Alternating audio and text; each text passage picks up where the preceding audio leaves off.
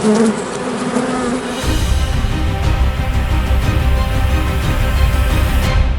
we on this yard today got some 20 colonies we set up just for a drone yard to produce drones for our queens on our mating yard here. This is all was 5 frames about 5 weeks ago. 5 frame nucs has been sitting in our queen mating yard that we was using just to pull brood frames out of and keep our mating nucs going. They have lasted well over the last couple of years. They're older queens, and they've survived well and kept a good nest well in those 5 frames. So we like these that we've picked out to move here, and so we want to produce drones from them and probably requeen them next year. But whatever we get to survive through the winter will make good drones for us for next year.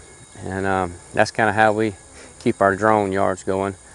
So they are slowing down on laying a little bit there with their age, so we have to kind of tend to them a little more. But we're going to go through them today and see how they're doing, make sure they're all still queen right, move some brood frames around from the strong ones to the weaker ones, equalize them a little bit.